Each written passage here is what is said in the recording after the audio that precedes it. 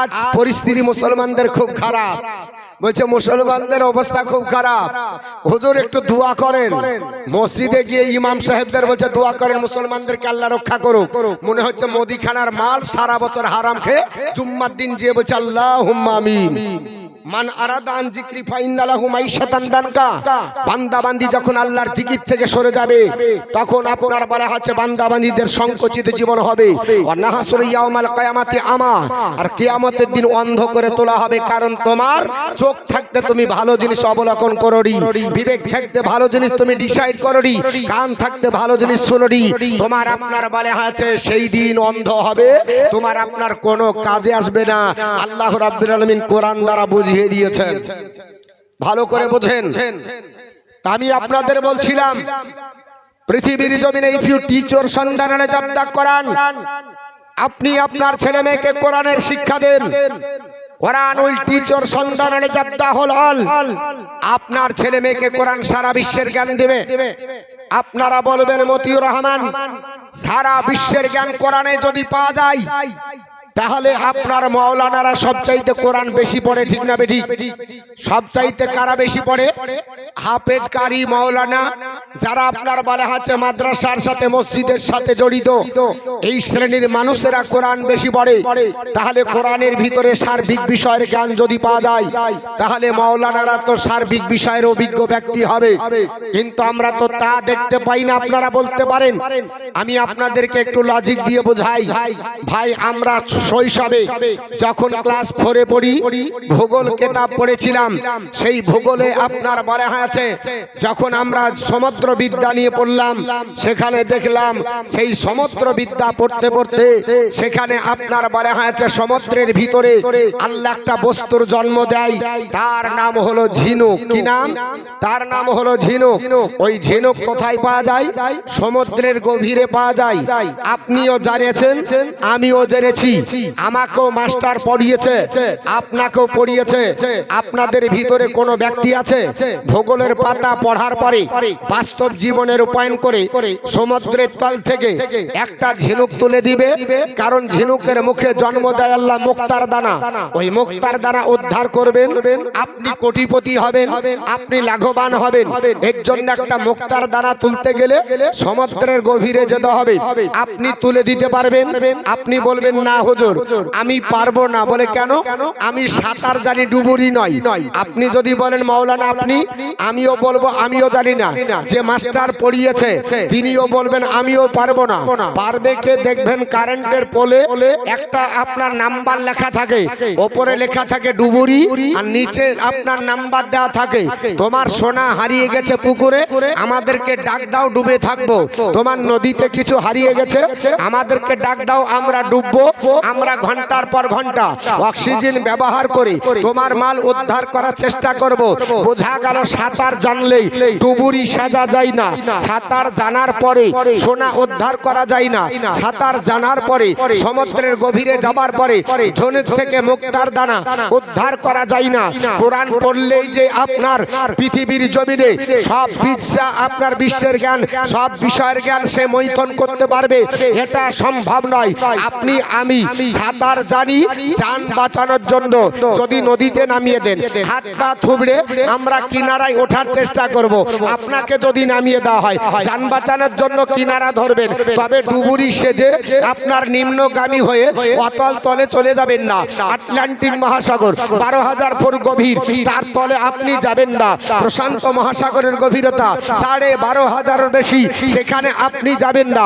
এ মুসলমান পৃথিবীর জমিনে যদি আটলান্টিক মহাসাগরের গভীরতা নির্ণয় করা আপনার দ্বারা সম্ভব না হয়, যদি আপনার ডোবা সম্ভব না হয়, প্রশান্ত মহাসাগরের গভীরতা আপনার দ্বারাতে নির্ণয় করা সম্ভব যদি না হয়, এর তো কুল কিনারা। বর্তমান বিজ্ঞানীরা ডিসাইড করেছে কোরআন এমন একটা গভীর কিতাব যার কুল কিনারা, যার গভীরতা নির্ণয় করা আগামী দিনেও ছিল না, এখনো বর্তমানে হয়নি। আগামী আপনার পৃথিবীর জমিনে কোনো ব্যক্তির দ্বারা কোরআনের গভীরতা নির্ণয় করা সম্ভব হবে না। এর গভীরতা কত দূর আল্লাহ আল্লাহ রাসূলই জানে। একমাত্র মহান আল্লাহ পাক পৃথিবীর জমিনে আমার নবীকে যতটা জ্ঞান দিয়েছে সেই জ্ঞানের আপনার বলা আছে দ্বারা নবী কোরআনের গভীরতা আপনার ডিসাইড করতে পেরেছে, কিন্তু আপনি আমি কোরআনের গভীরতা নির্ণয় করতে পারবো না। আপনার তাফসীর কারকেরা প্রায় 200 খানা কোরআনের তাফসীর আজ পর্যন্ত বেরিয়েছে, যার যতটা জ্ঞান সে সেইভাবে তাফসীর রচনা করছে, কিয়ামত পর্যন্ত রচনা করেই যাবে। কিন্তু পূর্ণাঙ্গ কোরআনের আপনার বলা আছে আপনার জ্ঞান উত্থান করা এবং জ্ঞান মৈথন করে মানুষের কাছে উপস্থাপন করা, এটা মানুষের দ্বারাতে কখনো সম্ভবপর হবে না।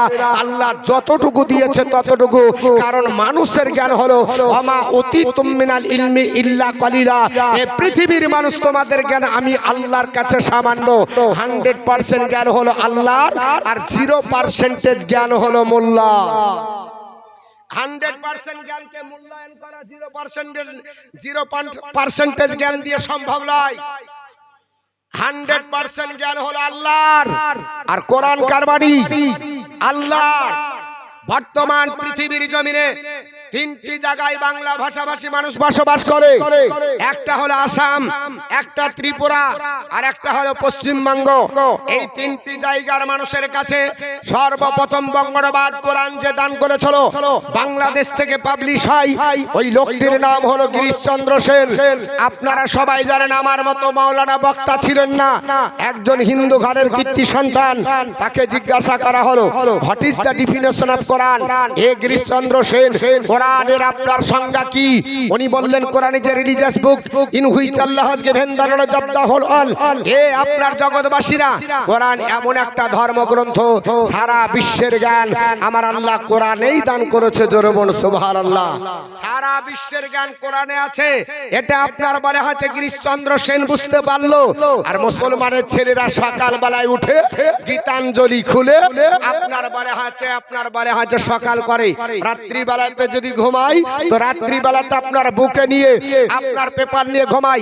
আমার কথায় রাগ করবেন না, যেটা হক কথা বলি। Don't mind about my lecture. আমার বক্তব্যে কেউ মাইন্ডও নেবেন না।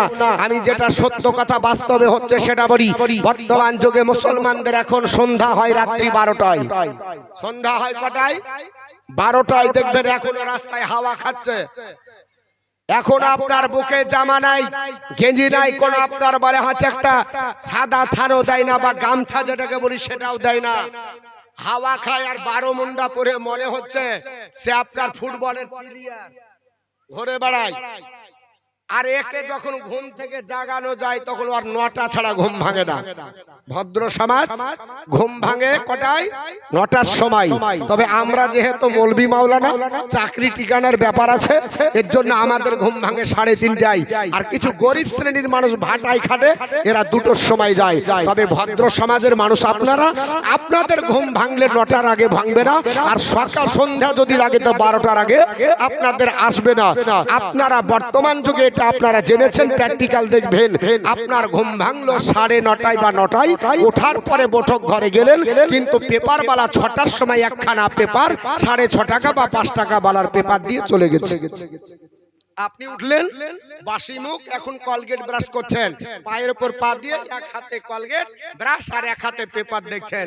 বউ আপনার পিঠের উপর খাড়া, জিজ্ঞাসা করছে হ্যাঁ গো উঠলে তো 9টার সময়, অফিসে যেতে হবে, আদালতে যেতে হবে, পঞ্চায়েতে যেতে হবে, স্কুলে যেতে হবে, পেপার পড়বে কখন, গোসল করবে কখন যাবে? পেপার পড়া হলো না, গুটিয়ে নিলাম, বগলে দাবলাম, বাসের সিটে পড়বো। ব্যতিক্রম, কপাল খারাপ, বাসে এত প্যাসেঞ্জার, জায়গা নাই, পড়া হলো না। বাসের আপনার ধরে রড ধরে চললাম, স্কুলে নামলাম, টিফিনে পড়বো চিন্তা ভাবনা করলাম, টিফিনও হেডমাস্টার এত কাজ দিয়েছে, পড়া হলো না। সন্ধ্যা বেলায় বাড়ি ফিরে আসলাম, সন্ধ্যা লেগে গেল, দুমুঠো অন্ন দিতে নাই, শরীর ক্লান্ত, ষাট হয়ে চকি সমান হয়ে শুয়ে বুকের উপর নিয়ে এক খতম দিয়ে ঘুমাই। এক খতমের আগে ঘুমাই। ভদ্র সমাজের মানুষ এক খতম দিয়ে ঘুমায়। আপনারা বলবেন হুজুর আপনি এটা বললেন কেন? দেখবেন যারা পেপার পড়তে জানে আমাদের মতো হাফ পাগলা মৌলবি, ওরা শুধু পাতা উল্টালেই বুঝে ফেলে পেপারের কোনটা ইম্পর্টেন্ট খবর, মানে হেডলাইনের খতম মারে। এরা গোটা পেপার পড়ে না। আমাকে যদি দেন 16 পৃষ্ঠার 18 পৃষ্ঠার পেপার পড়তে মোটামুটি 8 দিন লাগাবো, কারণ যে যাবার পেশ কিছু ছাড়বো না, তো একবারে A to Z পড়বো। আর আপনারা যখন পড়বেন তখন কি করবেন? শুধু হেডলাইনের খতম মারবেন। হেডলাইন পড়লেই বোঝা যায় কোনটা ইম্পর্টেন্ট আর কোনটা প্রতিদিনের খবর। মুসলমান পৃথিবীর জমিনে আজ বর্তমান যুগে হেডলাইনের খবর বুঝতে পারলেন, আর পবিত্র কোরআনের হেডলাইন বোঝা গেল না, খবরের শিরোনাম বোঝা গেল আর কোরআনের শিরোনাম বোঝা গেল না। আল্লাহর নবী সাল্লাল্লাহু আলাইহি ওয়াসাল্লাম পবিত্র জবান দ্বারা বললেন, সাহাবারা রাত্রি বেলায় যখন ঘুমাতে যাবে আমি রাসূলুল্লাহ তোমাদের জানিয়ে দি, ও আমার সাহাবারা রাত্রি বেলায় ঘুমানোর আগে পূর্ণাঙ্গ একটা খতম তোলে তোমরা রাত্রি বেলায় ঘুমিয়ে যাও। সাহাবারা বললেন, ইয়া রাসূলুল্লাহ, ইয়া হাবিবাল্লাহ, আমরা যদি রাত্রি বেলায় ঘুমাই আর একটা খতম তোলে যদি ঘুমাই তো রাত্রে ঘুম হবে না, কারণ এক খতম তুলতে 8 থেকে 10 ঘন্টা লেগে যায়, রাত্রি তো 8 থেকে 10 ঘন্টা সময় পাওয়া যাবে। ইয়া রাসূলুল্লাহ, আমাদের রাত্রে ঘুম আপনার বলা হবে না, আর আমাদের কর্মজীবন ব্যস্ত হয়ে যাবে, সকাল বেলাতে কর্ম করতে পারবো না।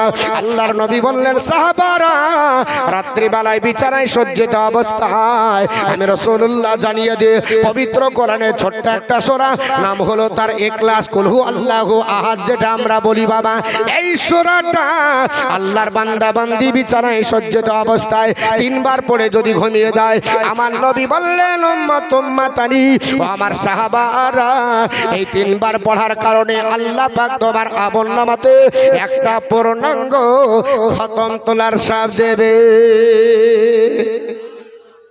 আল্লাহর কোন বান্দা বান্দি এই পবিত্র কোরআনের সূরা ইখলাসটা 10 বার পড়ে যদি ঘুমিয়ে যায়, আমার নবী বলেন, সাহাবারা আল্লাহ তোমাদের জন্য একটা খাস আল্লাহর জান্নাতের কামরা দান করবে। জোরে বলি, এই উম্মতের দল, তোমরা পৃথিবীর জমিনে এই ছোট্ট একটা সূরা ইখলাসটা যদি 24 বার পড়ে ঘুমাও, আমি রাসূলুল্লাহ বলে দিলাম তোমাদের আমলনামায় আমার আল্লাহ পাক একটা আপনার বলে হয়েছে 2টি জান্নাতের কামরা বরাদ্দ করবে।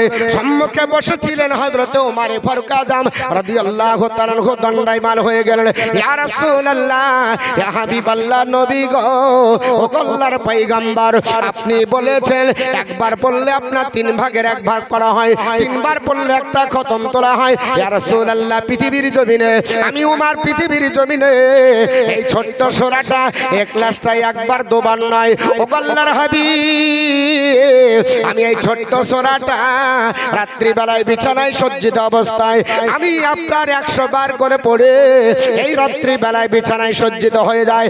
আমার নবী বললেন, ওমর, আমি রাসূলুল্লাহ জানিয়ে দে, আল্লাহ তোমার আমলনামাতে আপনার 1-2 করে আপনার 10-10টা জান্নাতের কামরা আল্লাহ তোমার আমলনামায় দান করবে।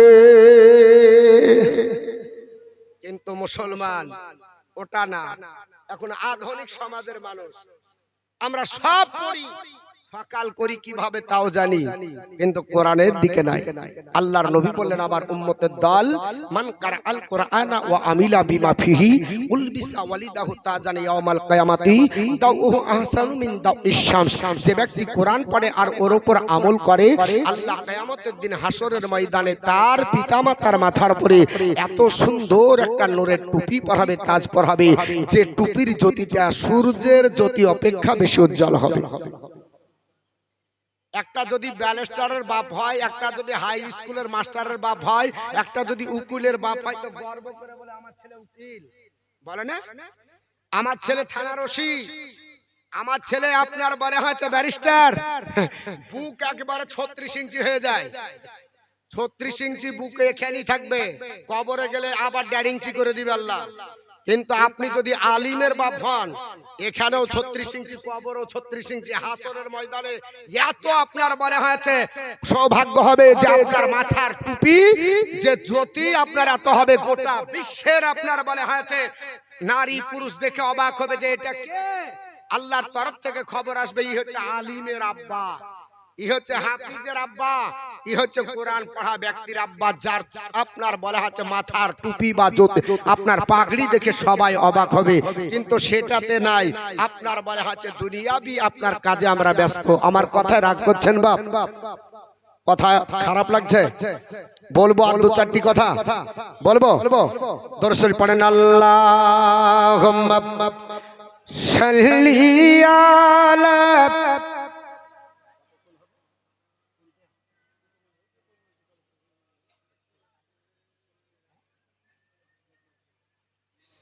এমন সময় দিলেন কি আর করব ওয়ালা আলে শাহীদিনা